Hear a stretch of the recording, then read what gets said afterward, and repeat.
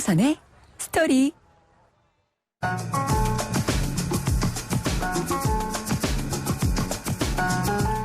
안녕하십니까. 주말 아침을 청취자 여러분과 함께하는 YTN 뉴스 FM 황보선의 스토리입니다.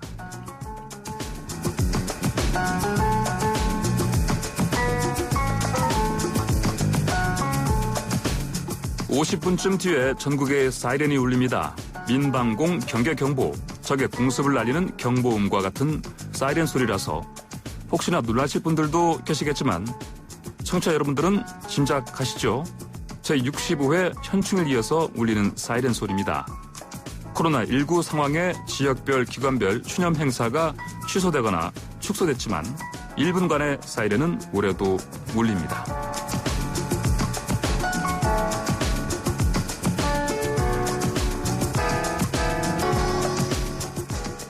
이 사이렌은 원래 그리스 신화에 나오는 마녀 이름에서 온 말이죠. 호메로스가 쓴 대서사시 오디세이에서 날개를 단 새 몸에 여자 얼굴을 한 치명적인 바다 마녀로 나오죠. 그런데 1819년 프랑스의 샤를 깨냐가 만든 기구가 물속에서도 소리를 낸다는 점에서 착안해서 사이렌이라는 말을 붙였습니다. 잠시 뒤에 울릴 사이렌이 바로 이거죠. 음악에 사이렌 소리가 실리면 어떨까요? 오늘은 조금 시끄러운 음악으로 휴일 아침을 열어보죠. 김경호 4집에 실린 락큰롤입니다.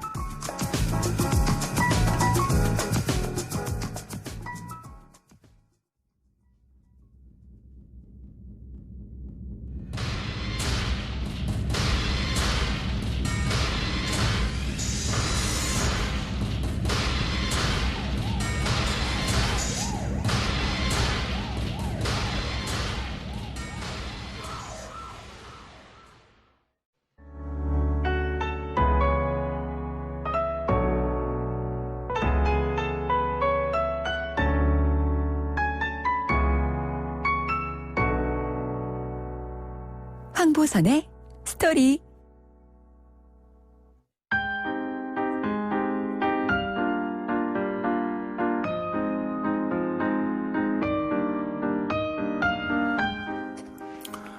네, 오늘 이 시간은 좀 특별한 초대 손님과 특별한 인터뷰를 준비해봤습니다. 바로 홍콩 얘기를 좀 해보려고 하는데요.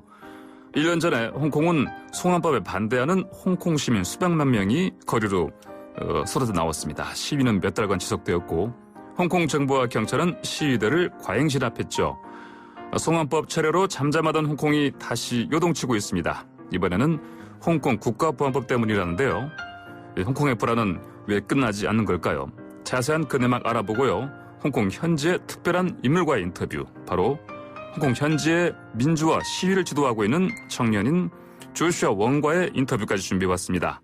먼저 도움 말씀 주실 한국외대 글로벌 문화콘텐츠학과의 임대군 교수님부터 소개해드리겠습니다. 교수님 안녕하십니까? 네, 안녕하십니까? 네, YTN 라디오 청취자들에게는 3분 차이나로 익숙하신 분이시죠? 이렇게 뵈니까 참 좋습니다. 네, 반갑습니다.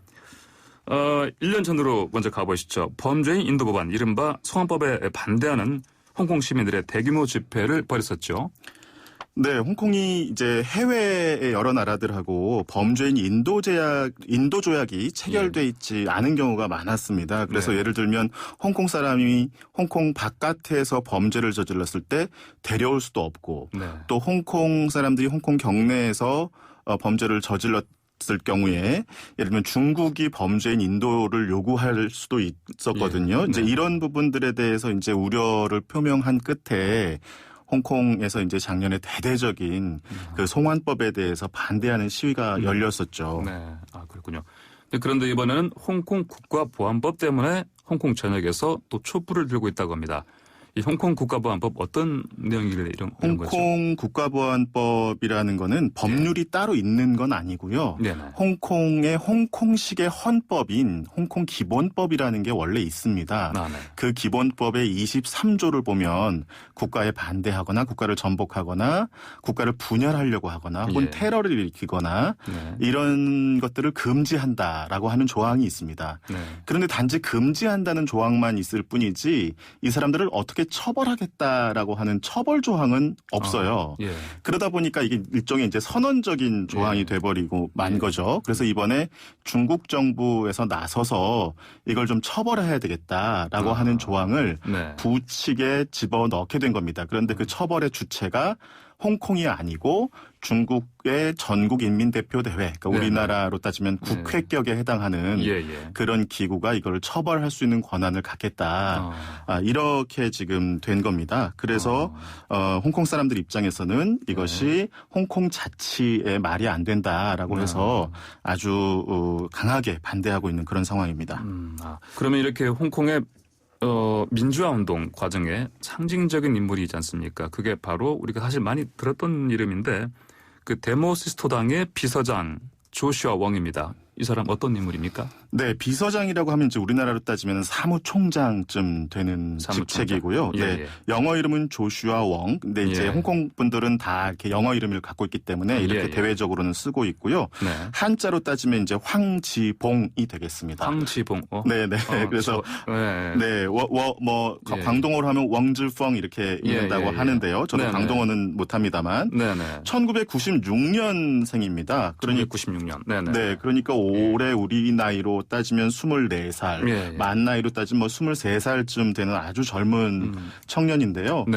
이분이 17살 때부터 그 민주화 운동을 시작합니다. 홍콩을 민주화 자유의 그 가치를 가지고 지켜야 되겠다라고 해가지고요. 항민사조라고 하는 단체를 결성해서 민주화 운동을 하게 되는데 왜 그랬냐면 2011년도에 중국 정부가 홍콩 중고등학생들을 대상으로 해가지고 이른바 국민교육계획이라는 걸 발표합니다. 이게 이제 중국의 입맛에 맞는 학생들을 길러내겠다라고 하는 거였기 때문에 이런 이제 시도에 이 젊은이가 나서가지고 자기 친구들끼리 이 조직을 결성해서 우리는 그 교육을 받아들일 수 없다. 그렇게 이제 아주 격렬하게 운동을 시작을 했죠. 그런데 이제 이 친구가 고등학교를 졸업하고 대학을 들어가고 또 이제 활동을 하게 되면서 항민사조는 이제 중고등학교 조직이었기 때문에 이거를 발전적으로 해체해서 데모시스토 당이라고 하는 정당을 창당했고요. 거기 지금 사무총장을 맡으면서 지금까지도 그 민주화 운동에 지금 투신하고 있습니다. 아까 이름을 말씀하셨는데 보니까 거기 이제 마지막 글자가 특히 봉자가 쇠금자에다가 네, 그렇습니다. 아주 첨예하다라고 하는 때 쓰는 그런 봉자입니다. 그 이름에서도 어떤 이 사람이 무슨 일을 할 것인가라는 부분이 좀 제가 보기엔 좀 읽히는 부분이 있는 것 같아요. 네, 정확하게 지적하셨습니다. 아주 날카로운 예봉 이런 것들을 이제 보여주는 그런 이름을 타고난 것 같습니다. 이름값을 하면서 살아가는 젊은이라고 봐도 되겠네요. 그러면. 이제 이 2014년에 홍콩 민주화 시위 우리가 우산혁명이라고 하는데 이것을 이끈 말씀하신 그 조슈아 웡과 임등훈 교수님께서 직접 인터뷰를 진행하셨다고 제가. 네, 그렇습니다. 네. 진행해 보시니까 어떻습니까?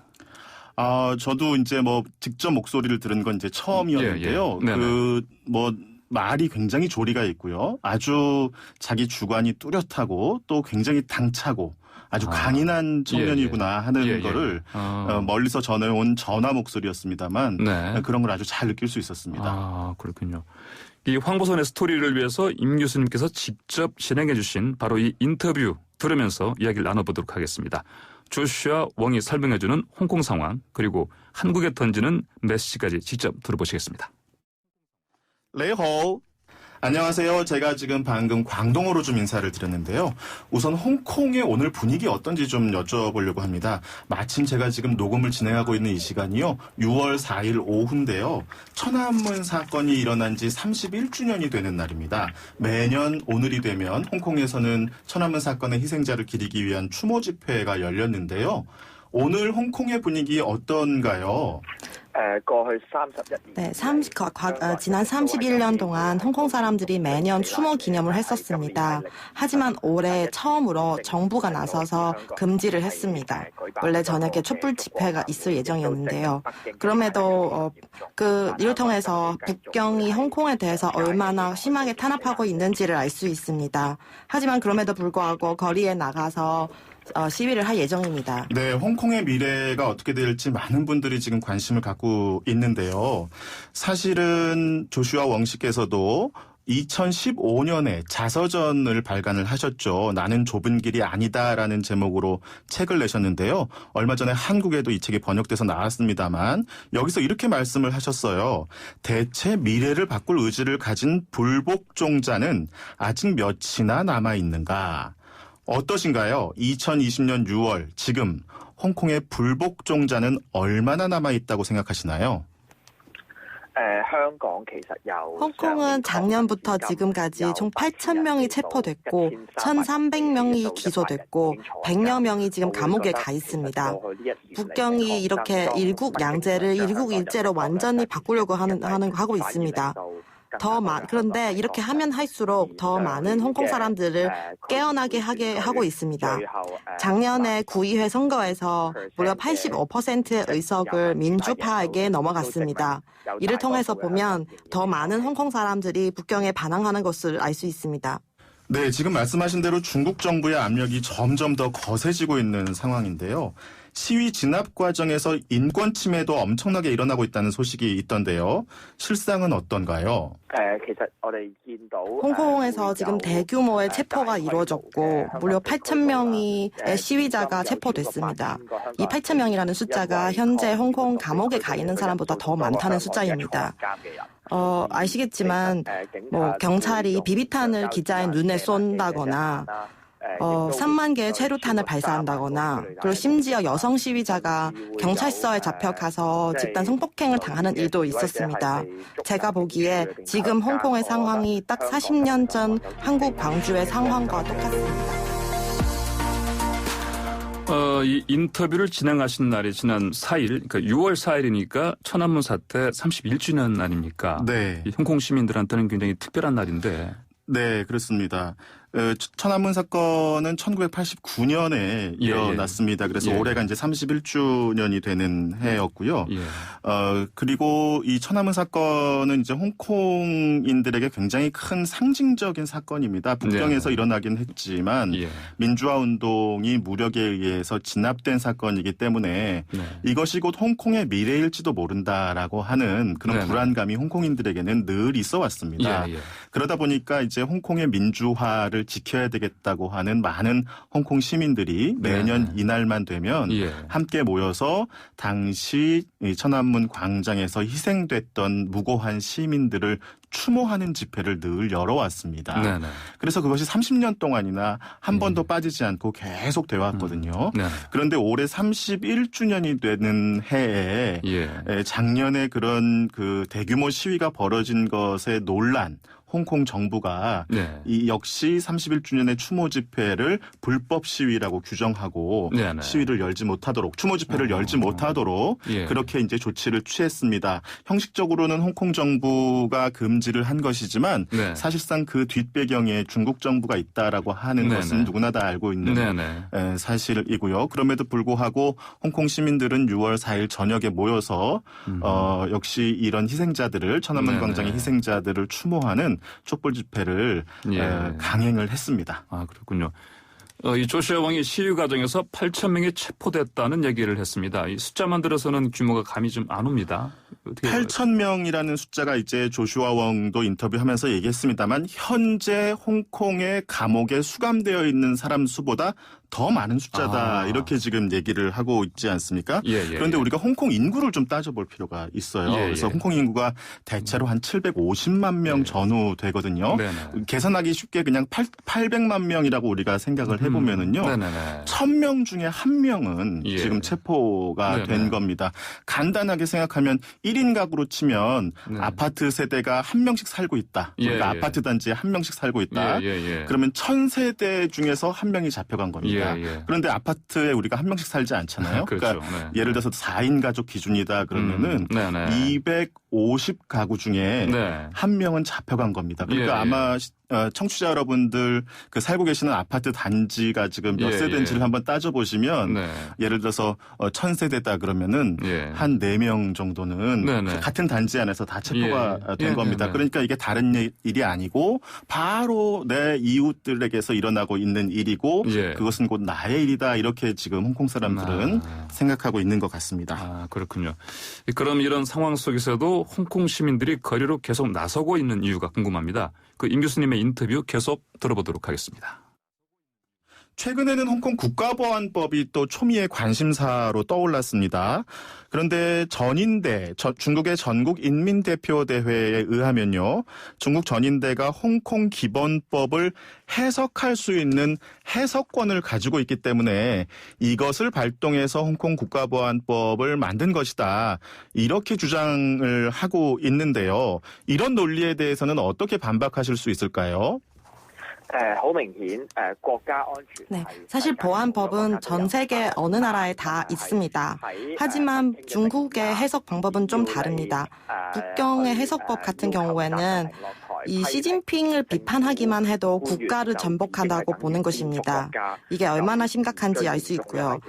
그리고 제가 보기에 앞으로 보안법이 시행이 되면 홍콩 사람을 체포할 사람이 더 이상 홍콩 경찰이 아니라 비밀 경찰이 될 것이고 홍콩 사람을 재판할 곳도 홍콩 법정이 아니라 북경 법정. 심지어 홍콩 사람을 감옥에 갇힐 때도 홍콩이 아니라 북경에서 갇히게 될 것 같습니다. 이것이 일국 양제를 완전히 일국 일제를 만드는 것입니다.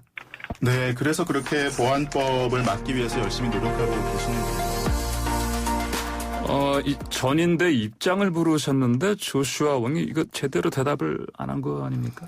네, 그렇습니다. 사실은 제가 이 질문을 드린 이유는요. 저는 이제 아무래도 그 공부를 하는 사람이기 때문에 학자의 입장에서 이 입법 과정의 논리가 좀 너무 궁금했어요. 아하. 왜냐하면 중국 정부도 아무렇게나 이런 입법을 진행한 것은 아니고 자신들의 논리가 있어서 이걸 추진한 거기 때문에 이거에 대해서 이제 조슈아 왕은 어떤 입장을 갖고 있느냐라고 하는 반박 논리를 한번 들어보기 위해서 제가 이제 인터뷰 질문을 그렇게 드렸는데요. 그러니까 일종의 이제 우리가 법리라고 하지 않습니까? 법의 이치, 법리를 이제 좀 따져보기 위해서 좀 물었었습니다. 그런데 이제 이것은 이제 저의 어떤 개인적인 호기심이기도 했지만 사실은 이 법리가 어떤 논리와 논리가 충돌됐을 때 어느 쪽을 우리가 더 논리적으로 받아들일 것인가 하는 데 있어서 굉장히 중요한 문제이기 때문에 그렇기도 했습니다만 조슈아 왕은 민주운동가이기 때문에 아무래도 지금 입법 과정의 이런 논리보다는 이것이 입법된 이후의 결과에 대해서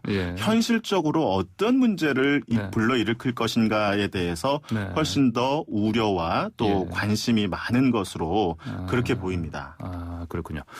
자, 그러면 계속해서 인터뷰 들어보겠습니다. 그런데 이런 사태에 대해서요, 미국 정부에서 아주 강하게 반발을 하고 나섰습니다. 하지만 지금 미국은 국내 상황이 좋지 않죠. 인종차별에 반대하는 시위 사태로 미국이 혼란에 빠져 있는데요. 그런 미국의 시위 모습 보시면서 인권운동가로서 또 어떤 생각을 하셨는지 궁금하기도 합니다. 네, 경찰이 폭력을 수행하는 것은 전 세계 어느 나라든 다 있습니다. 그래서 제가 봐도 개혁은 필요합니다. 문책을 해야 됩니다. 하지만 이 보안법 같은 경우에는 홍콩과 미국이 너무 다릅니다. 미국은 어쨌든 선거를 통해서 대통령을 바꿀 수 있지만 홍콩 사람은 투표권까지 빼앗겼습니다. 네, 그렇군요. 이런 상황에서요, 영국의 대표적인 금융기업이죠. HSBC 은행은 홍콩 국가보안법을 지지한다는 입장을 내놓기도 했습니다. 이게 중국 정부의 압박 때문이라는 분석이 나오고 있는데요. 이런 식으로 외부의 압박까지 이어나간다면 앞으로의 저항은 더 힘들어질 수도 있지 않을까 싶은데요. 好明顯，其實呢一個就說明咗北京對呢一個政權嘅呢一個壓力啦，對香港 북경이 홍콩에 대한 압박이 날로 심해지고 있습니다. 이것은 어떻게 보면 백색 공포가 더 심해지고 있다고 볼 수 있습니다. 사실 이 보안법이 시행이 되면 더 심각한 문제가 정치가 아니라 정보의 자유가 침해될 수 있는 것입니다. 심지어 페이스북의 CEO도 이렇게 말했습니다. 보안법이 시행이 되면 더 이상 홍콩에서 페이스북을 서비스할 수 있을지 없을지 모르겠다라고 했습니다. 이 답변 내용 중에 선거권을 빼앗겠다는 얘기가 나옵니다. 이게 무슨 얘기입니까? 네, 빼앗겼다는 표현을 쓰긴 했습니다만 정확하게 말씀드리면 이제 선거권을 아직 갖고 있지 않다라고 이렇게 설명을 드릴 수가 있을 것 같아요. 이건 무슨 말이냐면요. 네. 홍콩의 행정장관이죠. 그러니까 홍콩의 최고 그 통치자입니다. 행정장관을 뽑는데 이게 우리처럼 직선제가 아니고 간선제입니다. 네네. 그런데 간선제는 보통 이렇게 선거인단을 먼저 뽑아서 그 선거인단이 또 이제 행정장관을 뽑게 되는 이런 상황이 되는데요. 네. 이 간선제에 들어갈 수 있는 선거인단이 1,200명인데요. 1,200명을 어떻게 구성하냐 하면은 이제 여러 직군들에서 뽑는 그 직능별 선거인단이 있고요. 또 홍콩의 그 의회죠. 구의회를 대표하는 의원들, 그다음에 홍콩 전체 입법의원들, 그리고 중국의 전국인민대표대회에 파견되는 전인대 의원들, 그리고 중국의 인민정치협상회의라고 하는 기구가 또 있습니다. 여기에 이제 참여하는 의원들 이렇게 1,200명 정도가 구성이 돼 있어요. 그런데 이 1,200명도 직선제로 뽑는 게 아니고 또 이 1,200명을 투표할 수 있는 사람들이 약 24만 명 정도로 제한되어 있습니다. 24만 명으로요? 네, 그래서 750만 명이 아까 홍콩의 인구라고 말씀드렸는데 아주 일부만이 참여하는 그런데 이 24만 명은 대부분 다 중국과 친한 사람들로 구성이 되는 결과적으로 이런 상황이기 때문에 조슈아 웡이 지금 우리는 직선제에 대한 권리가 없다라고 하는 뜻으로 지금 빼앗겼다 이런 표현을 쓴 것으로 그렇게 보입니다. 아, 그렇군요. 자, 이 아까 그 인터뷰 내용에도 잠깐 나왔지만 영국의 HSBC 은행이 보안법 지지 입장을 낸 것에 관해서도 조슈아 웡이 상당한 우려를 표했습니다. 미국의 반발에 이유가 있다는 것이 우리가 뭐 많이 들었고 보도가 되게 됐지만은 중국이 홍콩 보안법에 집착하는 데도 큰 그림이 있다. 이런 얘기가 있습니다. 네, HSBC 은행뿐만 아니라 지금 이제 스탠다드 차타드 은행도 보안법을 지지하겠다라고 하는 입장을 냈고요. 아하, 중국 입장에서는 그럼 왜 이렇게 말씀하신 대로 홍콩 국가보안법에 집착을 할까? 첫 번째는 우선 작년에 일어났던 홍콩의 대규모 시위를 보고 너무 놀랐습니다. 중국 정부가 이렇게 홍콩에서 민주화 시위가 일어나면 홍콩을 통치하는 데 굉장히 큰 문제가 되겠다. 그래서 뭐 우리가 볼 수 있는 대로 홍콩 자체를 잘 관리해야 되겠다라고 하는 의도가 첫 번째라고 말씀을 드릴 수가 있겠죠. 그런데 어떤 사건은 꼭 그렇게 단순하게 한 가지 이유 때문에 일어나는 것은 아니지 않습니까? 그래서 저는 여기에 보면 이 중국 정부가 미국이나 서양 세계가 반발할 것을 뻔히 알고 있는 상황에서도 홍콩 국가보안법이라고 하는 이런 카드를 꺼내든 때에는 중국의 궁극적인 노림수 그것은 세계 질서를 재편하겠다라고 하는 노림수가 있다. 그 과정에서 홍콩을 지렛대로 삼겠다라고 하는 의도가 있는 것 아니냐 이렇게 생각이 듭니다. 이것은 다시 말씀드리면 전체 판을 흔드는데 홍콩이라고 하는 한 지점을 흔들어서 세계의 동서양 구도, 중국과 미국을 중심으로 한 중미, 미중 구도를 흔들어 보겠다라고 하는 의도가 도사리고 있다라고 하는 것입니다. 왜냐하면 미국과 중국이 싸우는 것은 좋은 일은 아닙니다만 중국 입장에서 보면 싸움이 일어나야 우리가 누가 내 편이고 누가 다른 사람 편인지 분명히 알 수 있게 되지 않습니까? 그런 과정을 통해서 중국이 사실은 홍콩이라고 하는 이 지렛대를 통해서 누가 자기들을 지지해주고 누가 자기들과 반대편에 서는지를 좀 확실히 하려고 하는 그런 그 의지도 있다라고 이렇게 보입니다. 그런 의미에서 홍콩 문제를 통해서 동아시아 질서, 나아가서는 세계 질서를 재편하는 과정을 통해서 이런 문제들을 좀 염두에 두고 있다 이렇게 말씀드릴 수 있을 텐데요. 그렇기 때문에 홍콩 문제는 단지 우리에게서 멀리 떨어진 어떤 지역의 문제가 아니고 우리하고도 굉장히 밀접하게 연관이 있는 그런 문제다. 이런 인식을 우리가 좀 가질 필요가 있지 않을까 생각해 봅니다. 예. 조슈아 왕이 한국에도 메시지를 전했다 이런 뭐 이렇게 제가 아까 들은 것 같은데. 네, 그렇습니다. 네. 한국 정부 그리고 한국 국민들에게도 좀 홍콩의 민주화 운동을 지지해 주기를 바란다. 이런 내용을 이제 아주 강력하게 요청을 했습니다. 야, 그랬군요. 그럼 자, 함께 들어보시겠습니다. 네, 얼마 전 한국에서 번역 출판된 자서전에서 한국의 독자들에게 이런 메시지를 좀 전해 주셨는데요. 오늘은 광주, 내일은 홍콩이 되기를 소망한다. 이런 말씀을 하셨어요. 한국 시민들에게 특별히 연대의식을 느끼는 이유가 있으실까요? 네, 홍콩 사람이 한국의 민주화 운동에 관한 3편의 영화를 봤습니다. 택시 운전사를 비롯해서요. 이 한국 사람들이 민주화 운동을 하는 거를 보면서 굴복하지 않고 하는 그런 정신을 배웠습니다. 제가 바라는 바는 홍콩도 언젠가 자유를 얻고 한국처럼 직선제를 할 수 있기를 바랍니다. 네, 한국의 영화가 또 홍콩에서 그런 역할을 하고 있군요. 한국 영화 얘기를 했습니다. 네, 그렇습니다. 한국 영화 택시 운전사죠. 택시 운전사 최근에 개봉을 담은 광주 민주화 운동을 다룬 그 영화로 아주 인기를 끌었는데요. 이 영화가 이제 홍콩에서도 상영이 됐고 또 홍콩 시민들도 이걸 보면서 많은 공감대를 가지게 된 것 같습니다.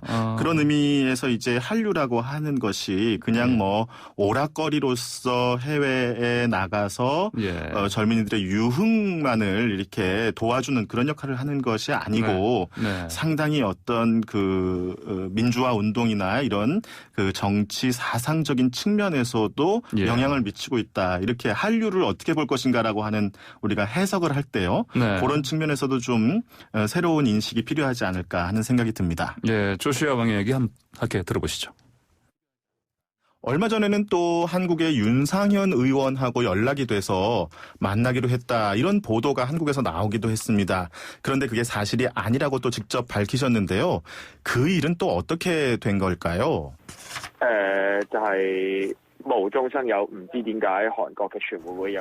이것은 완전히 없는 일입니다. 저도 많이 당황했습니다. 하지만 저도 이런 국회의원이나 다양한 당파하고 교류할 수 있었으면 좋겠습니다. 아, 그러셨군요. 네, 그럼 마지막으로 좀 여쭤보겠습니다. 최근에는 한국 정부에 좀 아쉬움을 전하기도 하셨는데요. 한국 정부 그리고 한국 국민들에게 좀 바라는 바를 마지막으로 좀 말씀을 부탁드리겠습니다.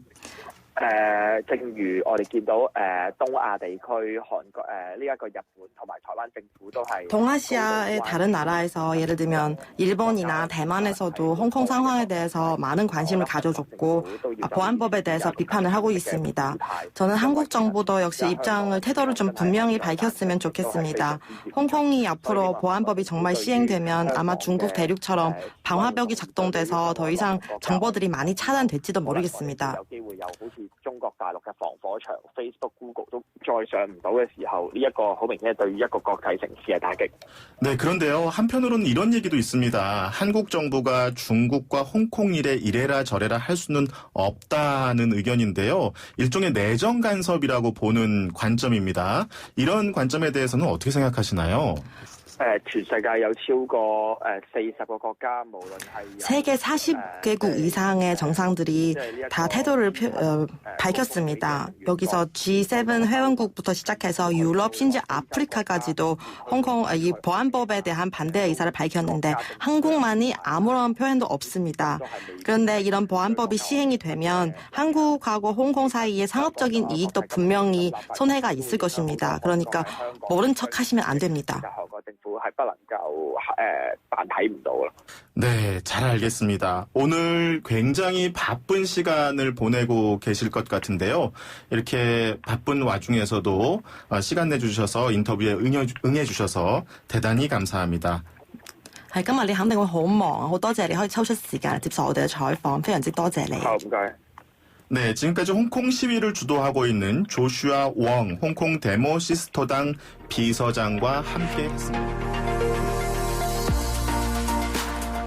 네, 교수님 지금까지 조슈아 웡과 인터뷰 같이 들어봤는데, 네. 근데 지금 마지막 부분에 보니까 우리 정부가 우리 정부한테 어떤 바라는 바를 얘기했는데, 지금 우리 정부는 입장 표명을 좀 안 하고 있는 상황입니다. 네, 모르긴 몰라도 우리 정부가 아마 고민이 많을 것 같습니다. 왜냐하면 사실은 문재인 대통령이 광주 민주화 운동에 대해서 보여주시는 태도는 굉장히 친절하고 또 광주 민주화 운동을 어루만지려고 하는 정서적으로도 그렇고요. 또 제도적으로도 그렇고 그런 입장을 계속 취해오지 않았습니까? 그런 측면에서 보면 홍콩에서의 민주화 운동도 광주 민주화 운동하고 상당히 결을 같이 하고 있기 때문에 아마 충분히 개인적으로는 그런 홍콩 민주화 운동에 대해서 상당히 동질감을 느끼시고 계실 것 같아요. 하지만 이게 이제 그런 개인적인 감정이나 이런 문제로 국가의 정책을 결정할 수는 없기 때문에 아마 곤혹스러운 부분이 많으실 것 같은데요. 사실은 우리 정부는 그동안 좀 이렇게 어색해졌던 한중 관계를 개선하기 위해서 최근에 집중적으로 노력을 해오고 있습니다. 그래서 상반기에 시진핑 국가주석이 방한을 하느냐 마느냐 뭐 이런 이야기도 계속 나오고 있고요. 상반기가 얼마 남진 않았습니다만 그렇기 때문에 한중 관계를 개선해야 되겠다라고 하는 큰 목표를 가지고 있는 정부로서는 홍콩 문제에 대해서 어설프게 입장을 표명했다가 개도 구럭도 다 잃게 되는 그런 상황을 맞이할 수도 있다는 생각을 하고 있지 않을까 하는 생각이 듭니다. 그래서 국익이 어디에 있는가 하는 거를 가장 염두에 두고 이 문제를 풀어나가려고 하는 것 아닌가 하는 생각을 좀 갖게 됩니다. 네. 지금 교수님께서 상당히 오랫동안 이 인터뷰를 진행하셨는데 제가 언뜻 듣기에도 중국어를 잘 모르지만 매우 능수능란하게 통역을 해주시는 분이 계시는데 여성분 어떤 분이십니까? 네, 중국어는 이제 표준어가 이제 북경어 중심으로 있고 또 여러 방언 체계가 있습니다. 그래서 광동어도 이제 굉장히 큰 그 방언 중에 하나인데요. 조슈아 웡이 사실은 아마 표준어를 할 줄 알 겁니다. 제 생각에는. 그런데 아마 자기의 어떤 정체성 때문에 일부러 광동어로 지금 홍콩에서 주로 쓰는 광동어로 진행을 한 것 같아요. 그래서 이제 저희가 통역분을 구하려다 보니 한국에는 광동어를 하실 줄 아는 분이 굉장히 적습니다. 네, 그래서 광동에서 한국에 와서 한국어와 한국 문화를 공부하고 계시는 위투 씨를 저희가 좀 섭외를 했습니다. 그렇군요.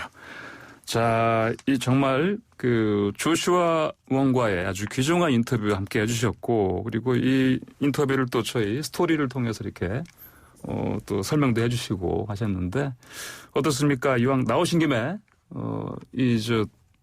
괜찮은 곡 한 곡 교수님께서 이렇게 좀 신청해 주시면 좋겠는데. 신청곡에 대한 권리를 저한테 주시는 거군요. 감사합니다. 네. 홍콩 민주화 그러면은 요즘에 뭐 많이 이슈가 되고 있는 노래 중에 우리 광주 운동을 상징하는 노래 중에 이제 뭐 임을 위한 행진곡 이런 노래들도 있습니다. 홍콩에서도 지금 상당히 많이 불려지고 있고요. 시위 과정 중에. 아마 임을 위한 행진곡은 최근에 또 많이 들어보셨을 것 같아서 저는 오늘 좀 이 홍콩 시민들의 그 갈증을 좀 잘 나타내주는 그리고 홍콩의 민주화가 좀 잘 풀려갔으면 좋겠다라고 하는 그 홍콩의 미래를 좀 기원하면서 조금은 밝은 목소리로 안치환 씨가 부른 타는 목마름으로라는 노래가 있습니다. 타는 목마름으로. 네, 그걸 좀 신청을 해보겠습니다. 될까요? 되지 않겠습니까? PD님 맞죠? 네. 그럼 같이 안치환의 타는 목마름으로 들으면서 마무리를 하고요. 지금까지 한국외대 글로벌 문화 콘텐츠학과의 교수이자 또 저희 YTN 라디오에 3분 차이나 진행하시는 임동현 교수님께 나오셔서 저희와 함께 좋은 시간 가졌습니다. 감사합니다. 감사합니다.